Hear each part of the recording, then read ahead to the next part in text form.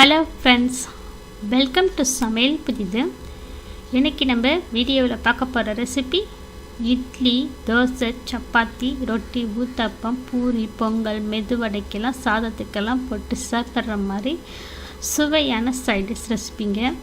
இந்த சைடிஷ்ஷு இதே முறையில் இதே அளவோட இந்த வீடியோவை பார்த்துட்டு செய்து பாருங்கள். செய்து பார்த்துட்டு எப்படி வந்துச்சுன்னு கருத்துக்களை ஷேர் பண்ணுங்கள். இந்த வீடியோ உங்களுக்கு பிடித்திருந்தால் லைக் பண்ணுங்கள், ஷேர் பண்ணுங்கள். நம்ம சேனல் இப்போ தான் முதல் முறையாக பார்க்குறீங்கன்னா சப்ஸ்கிரைப் செய்து கொள்ளுங்கள். கூடவே பெல் ஐக்கானை கிளிக் பண்ணி வச்சுக்கோங்க. இந்த வீடியோவை முழுமையாக ஸ்கிப் பண்ண பாருங்கள். இப்போ வாங்க இந்த சைடிஷ் ரெசிபியை பார்க்கலாம்.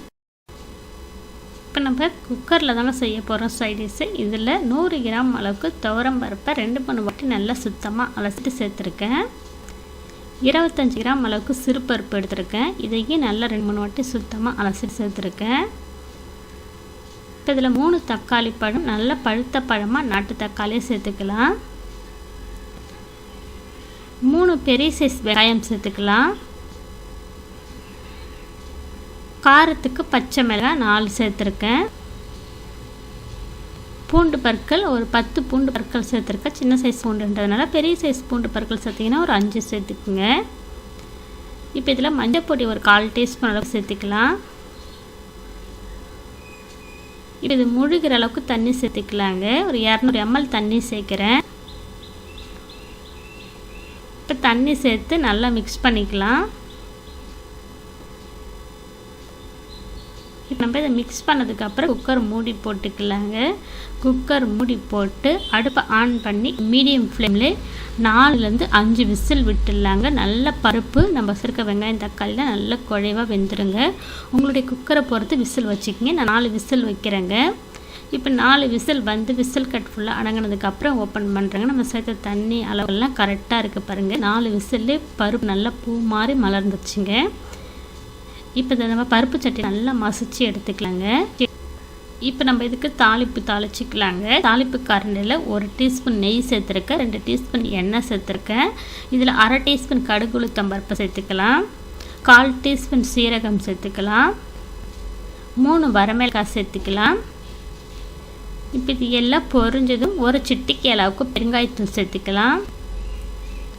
வாசனைக்கு கருவேப்பிலை சேர்த்துக்கலாங்க. அடுப்பை சிம்மில் வச்சுட்டு இது எல்லா பொருட்களும் சேர்த்துக்கலாங்க. இப்போ கருவேப்பிலை சேர்த்ததுக்கப்புறம் 1-1 டீஸ்பூன் அளவுக்கு உங்களுடைய காரத்துக்கு தகுந்த மாதிரி சாம்பார் பொடி சேர்த்துக்குங்க. இப்போ அடுப்பு சிம்மில் வச்சுட்டு சாம்பார் பொடியை கலந்து கொடுங்க.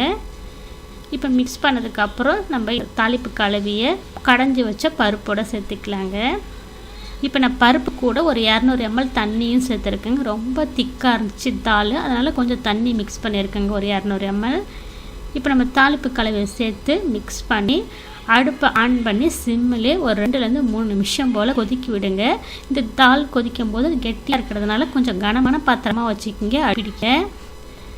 இப்போ மிதமான தீயிலே இதை கொதிக்க விடலாம். இதுக்கு தேவைக்கேற்ப உப்பு சேர்த்துக்கலாங்க. இப்போ 1 டீஸ்பூன் அளவுக்கு கல் உப்பு சேர்த்துருக்கேன். இப்போ கல் உப்பு சேர்த்து மிக்ஸ் பண்ணிக்கலாம். இப்போ நம்ம மிக்ஸ் பண்ணதுக்கப்புறம் அடுப்பை சிம்மில் வச்சுட்டு நல்லா ஒரு 3 நிமிஷம் போல் தாளை கொதிக்க விடுங்க சிம்மிலே. இப்போ ஒரு 3 நிமிஷம் போல் கொதிக்க வச்சுருக்கேன். ஸ்டவ் ஆஃப் பண்ணிவிட்டு மல்லித்தழை சேர்த்துக்கலாங்க. மல்லித்தழை சேர்த்து சுட சுட பரிமாறுங்க. நம்மளுடைய பருப்பு தாள் ரெடி ஆகிடுச்சுங்க. அதிக ப்ரோட்டீன் சத்து நிறைந்து இந்த தாள் ரெசிபியை நீங்கள் ட்ரை பண்ணி பாருங்கள். குழந்தைங்களுக்கு செய்து கொடுத்தீங்கன்னா ரொம்ப விரும்பி சாப்பிடுவாங்க.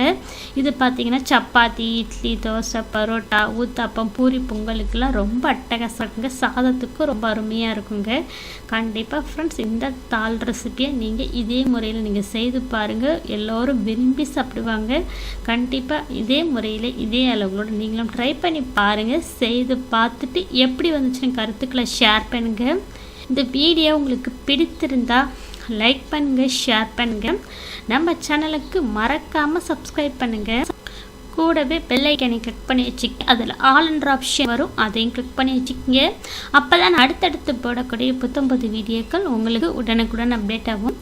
இந்த வீடியோவை முழுமையாக ஸ்கிப் பண்ண பார்த்ததுக்கு நன்றி. வணக்கம்.